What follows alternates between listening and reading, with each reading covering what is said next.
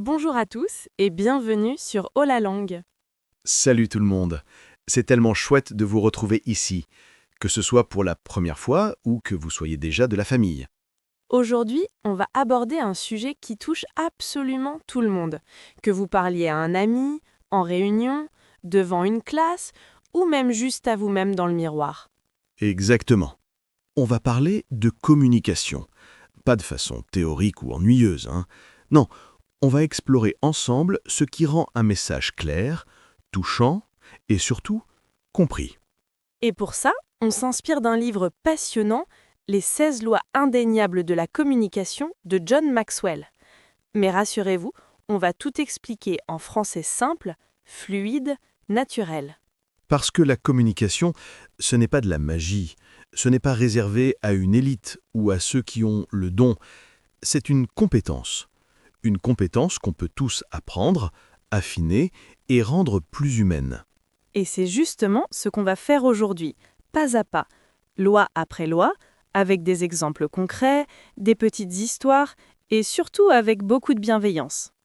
On a conçu cet épisode spécialement pour les apprenants de niveau intermédiaire, disons A2, AB1. Donc, on utilise des phrases courtes, des mots du quotidien, et on prend le temps d'expliquer les notions un peu plus complexes. Parce que voilà la vérité. Chacun de nous a quelque chose à dire. Une idée, un rêve, une inquiétude, une joie. Mais ce message, aussi beau soit-il, n'a de valeur que s'il est reçu, compris, ressenti. Et c'est là que la communication entre en jeu. Pas pour manipuler, non, mais pour relier, pour créer du lien, de la clarté, de la confiance. Alors, si vous avez déjà eu l'impression qu'on ne vous écoutait pas, ou que vos mots tombaient à plat, ou même que vous ne saviez pas comment dire ce que vous ressentiez, Cet épisode est fait pour vous. On va vous donner des outils simples, mais puissants. Pas pour devenir un orateur parfait, mais pour vous sentir plus à l'aise, plus authentique et plus entendu. et comme toujours chez Oh la langue, on reste dans le concret. Pas de jargon inutile, pas de phrases alambiquées, juste du français vivant, parlé comme on le vit. Alors, installez-vous confortablement, respirez un bon coup et laissez-vous guider. Parce qu'aujourd'hui, on ne parle pas seulement de communication. On vous montre comment la vivre, l'incarner et la rendre vôtre. Prêt? Alors c'est parti. Avec la première loi, celle qui est à la base de tout, la loi de la crédibilité. Parce que, voyez-vous, personne n'écoute vraiment quelqu'un en qui il n'a pas confiance. Commençons donc par la loi de la crédibilité. Celle-ci dit une chose très simple. Pour que les autres croient à ce que vous dites, ils doivent d'abord croire en vous. Autrement dit, votre vie doit correspondre à vos paroles. Si vous parlez de patience, mais que vous criez dès qu'on vous contredit, eh bien votre message perd toute force. John Maxwell raconte une histoire magnifique à ce sujet. Un jour, une femme est allée voir Gandhi avec son fils. Elle lui a dit « Mon enfant mange trop de sucre. Il ne m'écoute pas. S'il vous plaît, dites-lui d'arrêter. » Et vous savez ce qu'a répondu Gandhi? Il a simplement dit « Revenez dans 2 semaines ». La femme était surprise, mais elle est revenue.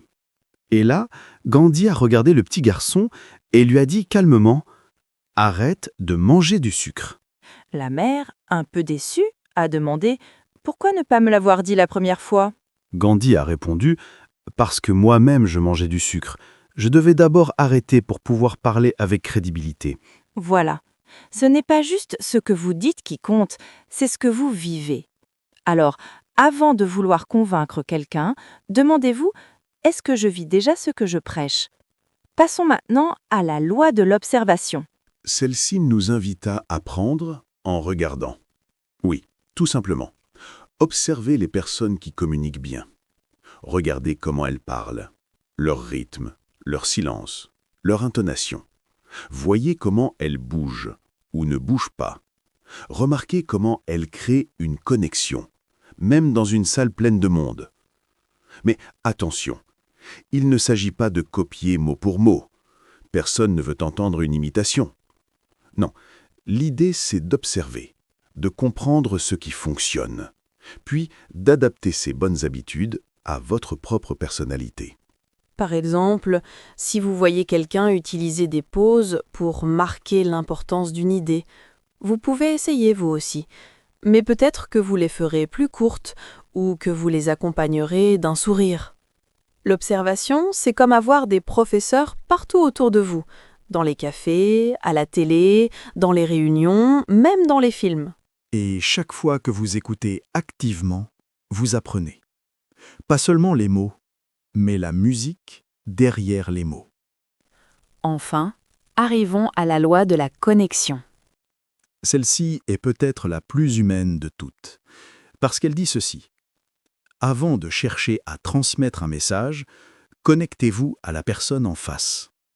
Les gens ne veulent pas d'abord savoir ce que vous savez, ils veulent savoir que vous vous souciez d'eux. Exactement. Vous pouvez avoir le discours le plus brillant du monde, mais s'ils sentent que vous parlez sur eux, et non avec eux, ils décrochent. Alors, comment créer cette connexion ? Commencez par parler de ce qui les touche, leurs préoccupations, leurs joies, leurs questions du quotidien. Utilisez des exemples qui leur ressemblent. Posez des questions sincères. Écoutez vraiment leurs réponses. Pas juste pour répondre après, mais pour comprendre. Et surtout, regardez-les. Pas avec insistance, mais avec attention. Un regard franc, calme, bienveillant, ça parle souvent plus qu'un long discours. Parce que quand quelqu'un se sent vu, entendu, respecté, il ouvre son cœur. Et c'est là, seulement là, que votre message peut entrer. Donc, récapitulons vite fait ces 3 premières lois. Soyez crédible, observez les autres pour apprendre et créez toujours une vraie connexion avant de parler.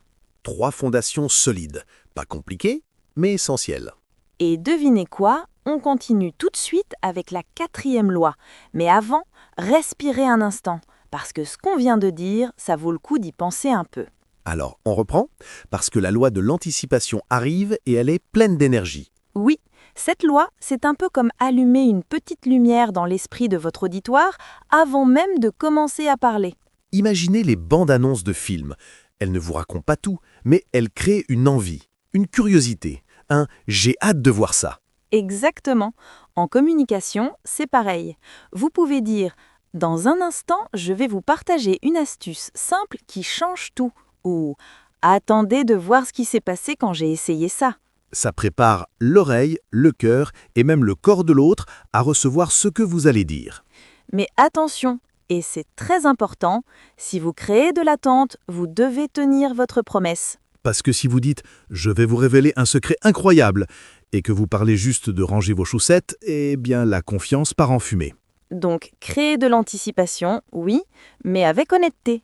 Passons maintenant à une loi qui va vous simplifier la vie, la loi de la simplicité. Ah, celle-là, on l'adore, parce qu'elle nous rappelle que clarté rime avec impact. Un message compliqué, c'est un message oublié. Alors choisissez des mots simples. Dites « utiliser » plutôt que « exploiter »,« aider » plutôt que « assister », « parler » plutôt que « communiquer verbalement ». Et surtout, faites des phrases courtes. Une idée par phrase. Comme ça, l'autre n'a pas à deviner ce que vous voulez dire. Ajoutez aussi des exemples concrets. Parce que la patience est importante, c'est vague. Mais hier, j'ai attendu 10 minutes sans râler dans la file à la boulangerie. Là, on voit, on sent, on comprend. La simplicité, ce n'est pas parler comme un enfant, c'est parler comme un humain qui veut être compris. Très bien. Ensuite vient la loi de l'inclusion. Celle-ci transforme votre discours d'un monologue en conversation, même si vous êtes seul à parler. Comment? En changeant juste quelques mots. Remplacez « je » par « nous ». Dites « vous » au lieu de « les gens ». Utilisez « ensemble »,« on », chacun d'entre nous. Par exemple, au lieu de dire « je pense que c'est difficile d'apprendre une langue », dites « on sait tous que c'est parfois difficile d'apprendre une langue, mais on y arrive, pas à pas ». Du coup, votre auditoire ne se sent plus spectateur, il se sent partie prenante, impliquée. Et quand les gens se sentent inclus, ils écoutent mieux. Ils retiennent plus. Ils agissent plus. Parce que personne n'a envie d'écouter quelqu'un qui parle depuis une tour d'ivoire, mais tout le monde aime écouter quelqu'un qui marche à ses côtés. Enfin, arrivons à une de nos lois préférées, la loi de l'histoire. Parce que les faits expliquent, mais les histoires touchent. Votre cerveau oublie vite une statistique, mais il se souvient longtemps d'une histoire où il y avait de la peur, de la joie, un doute, une victoire. Même une toute petite histoire, une anecdote de 5 secondes, peut donner de la chaleur à votre message. Par exemple, au lieu de dire « il faut être persévérant », vous pouvez raconter « la semaine dernière, j'ai raté 3 fois ma recette de crêpes. La première, trop liquide, la deuxième, brûlée, la troisième, parfaite. » Et là, votre auditeur ne pense plus à la persévérance, il pense « moi aussi, je peux réussir à la 3e tentative ». Une histoire, c'est une porte ouverte dans le cœur de l'autre. Alors, n'ayez pas peur de partager vos moments vrais, même les maladroits, même les silencieux. Ce sont souvent ceux-là qui parlent le plus fort. Donc, pour résumer ces 4 lois, créez de l'attente, restez simple, incluez votre public et racontez des histoires. 4 clés pour passer d'un message entendu à un message ressenti. Et on n'a même pas encore atteint la moitié, hein? Alors respirez et préparez-vous parce que la suite est tout aussi puissante. On continue avec une loi très visuelle, au sens propre, la loi de l'expression visuelle. Parce que, voyez-vous, on ne communique pas seulement avec des mots, on parle aussi avec nos yeux, nos mains, notre posture, notre sourire. Exactement. Votre corps raconte une histoire en même temps que votre bouche. Et parfois, il dit plus fort. Alors utilisez-le. Un geste ouvert montre la bienveillance, un regard franc crée la confiance, une pause silencieuse peut peser plus qu'une phrase entière. Et si vous avez la chance d'utiliser des objets, des images ou même juste un tableau, n'hésitez pas. Montrez plutôt que dire. Par exemple, au lieu de décrire combien une tâche est lourde, vous pouvez lever les bras comme si vous portiez quelque chose de très lourd. Tout le monde comprendra, même sans le mot lourd. C'est ça. Ne dites pas « montrez ».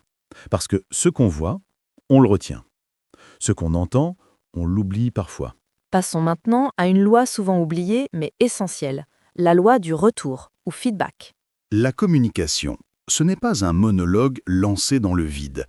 C'est un cercle, un échange, même silencieux. Alors, apprenez à observer. Regardez les visages en face de vous. Sont-ils attentifs? Perdus? Fatigués? Curieux? Si vous voyez des regards qui fuient, ralentissez. Si vous sentez de la confusion, reformulez. Si quelqu'un hoche la tête, approfondissez. Et après, demandez du retour, pas pour vous justifier, mais pour grandir. Est-ce que c'était clair? Qu'est-ce qui t'a marqué? Qu'est-ce que tu aurais aimé entendre en plus? Parce que chaque conversation est une occasion d'apprendre à mieux parler la prochaine fois. Ensuite vient la loi de la préparation. Ah, celle-là, elle sauve tellement de situations. Parce qu'un bon message ne commence pas quand vous ouvrez la bouche. Il commence bien avant. Demandez-vous 3 choses. Quel est mon objectif? Est-ce informer? Rassurer? Motiver? Qui est mon public? Qu'est-ce qu'il sait déjà? Qu'est-ce qui le touche? Quel est mon message principal? Si tout disparaissait sauf une phrase, laquelle garderiez-vous? Plus vous préparez ces bases, plus vous parlez avec calme. Et plus vous êtes calme, plus les autres vous écoutent. La préparation, ce n'est pas apprendre par cœur, c'est se sentir prêt à l'intérieur. Et enfin, arrivons à la loi de l'humilité. Celle-ci nous rappelle que la perfection n'est ni nécessaire, ni humaine. Vous pouvez dire « je me suis trompé ». Vous pouvez avouer « je ne connais pas la réponse, mais je vais chercher ». Vous pouvez partager « moi aussi, j'ai eu peur la première fois ». Et loin de vous affaiblir, ces phrases-là construisent la confiance, parce qu'elles disent « je suis comme toi ». L'humilité, ce n'est pas se rabaisser, c'est simplement être vrai. Et la vérité, même imparfaite, résonne toujours plus fort qu'un discours parfait mais vide. Alors, n'ayez pas peur de vos failles. Elles sont souvent ce qui rend votre message le plus précieux. Récapitulons vite ces 4 lois. Montrez avec votre corps, écoutez les réactions, préparez-vous en amont et restez humble.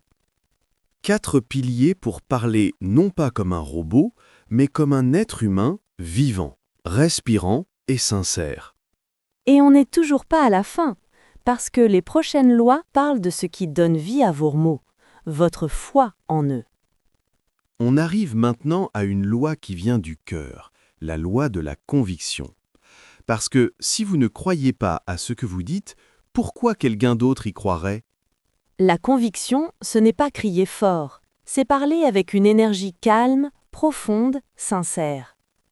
Quand vous parlez de quelque chose qui vous tient à cœur, même si c'est juste une recette de soupe ou une habitude du matin, votre voix change, vos yeux brillent, vos gestes deviennent plus vivants. Et les autres le sentent, même s'ils ne comprennent pas tous vos mots, ils comprennent votre passion. Alors, avant de parler, demandez-vous, est-ce que je crois vraiment à ce que je vais dire? Si la réponse est non, peut-être que ce n'est pas le bon moment. Passons à la loi de l'attente. Celle-ci dit que votre attitude crée l'atmosphère. Si vous vous attendez à ce que les gens soient distraits, ils le seront. Mais si vous vous attendez à ce qu'ils soient curieux, présents, bienveillants, souvent ils le deviennent. C'est comme un miroir. Ce que vous envoyez, vous le recevez. Alors entrez dans chaque conversation en vous disant « Cette personne a quelque chose de précieux à m'apporter » et vous serez surpris de ce qui se passe. Ensuite, la loi de l'héritage, ou legacy. Celle-ci nous invite à penser au-delà du moment présent, à se demander « Est-ce que ce que je dis aujourd'hui aidera quelqu'un demain, dans un mois, dans 10 ans ?» Parce que les messages qui durent ne parlent pas juste de technique ou de tendance, ils parlent de valeurs. La gentillesse, le courage, l'écoute, la persévérance. Alors, même dans une simple conversation, essayez d'y glisser une graine de ce qui compte vraiment. Parce que ce n'est pas le volume de vos mots qui laisse une trace, c'est leur profondeur. Maintenant, on arrive à la loi du contexte, la 15e. Celle-ci rappelle que où, quand et comment vous parlez est aussi important que ce que vous dites. Un mot gentil dit au mauvais moment peut blesser. Une critique honnête dite avec douceur, au bon moment, peut guérir. Alors, avant de parler, observez le contexte. L'humeur de l'autre, l'environnement, le moment de la journée, ce qui vient de se passer. Parce qu'un message parfait dans un mauvais contexte devient un message perdu. Et enfin, la loi de l'influence, la 16e et dernière. Celle-ci résume tout. La vraie communication ne cherche pas à impressionner, elle cherche à influencer, dans le bon sens du mot. Influencer ici, ça veut dire laisser une empreinte positive. Pas contrôler, pas manipuler, mais inspirer, éclairer, encourager. Parce que chaque fois que vous parlez avec clarté, cœur et respect, vous changez quelque chose, même imperceptiblement. Peut-être que quelqu'un repartira avec une idée nouvelle. Peut-être qu'il se sentira un peu moins seul. Peut-être qu'il osera parler à son tour. Et c'est là que la communication devient un cadeau, pas juste un échange de mots, mais un pont entre les âmes. Alors, récapitulons ces dernières lois. Croyez en votre message, attendez le meilleur des autres, pensez à l'héritage que vous laissez, respectez le contexte et cherchez toujours à influencer avec bienveillance. 16 lois. Pas pour devenir parfait, mais pour devenir plus humain. Parce qu'au fond, communiquer, c'est simplement dire « je suis là, je t'écoute, et ce que j'ai à dire, je le dis pour toi ». Et maintenant, on va tout revoir ensemble très vite pour que ces idées restent bien ancrées. Avant de terminer, faisons un petit récapitulatif rapide de ces 16 lois, comme une carte mentale que vous pourrez emporter avec vous. Allez, c'est parti. 1. Soyez crédible. Vivez ce que vous dites. 2. Observez les grands communicateurs. Apprenez en regardant. 3. Créez une connexion. Les gens veulent savoir que vous vous souciez d'eux. 4. Créez de l'anticipation. Donnez envie d'écouter ce qui vient. 5. Restez simple. Mots courts, phrases claires, exemples concrets. 6. Incluez votre public. Utilisez nous, vous, ensemble. 7. Racontez des histoires. Elles touchent le cœur plus que les faits. 8. Montrez, ne dites pas. Utilisez votre corps, vos gestes, vos expressions. 9. Écoutez les réactions. La communication est un cercle, pas un flèche. 10. Préparez-vous bien. La confiance naît de la préparation. 11. Soyez humble. Vos erreurs ne vous affaiblissent pas, elles vous rendent humain. 12.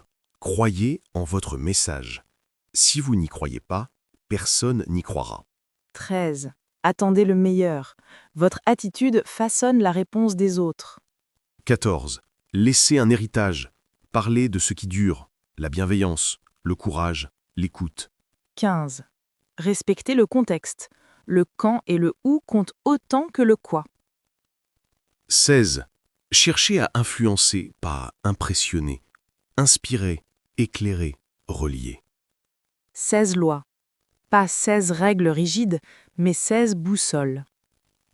Parce que la communication, ce n'est pas une performance, c'est une invitation. Une invitation à se comprendre, à se reconnaître, à se parler vraiment. Et maintenant, on arrive doucement à la fin de cet épisode. Merci infiniment d'avoir écouté Oh la langue.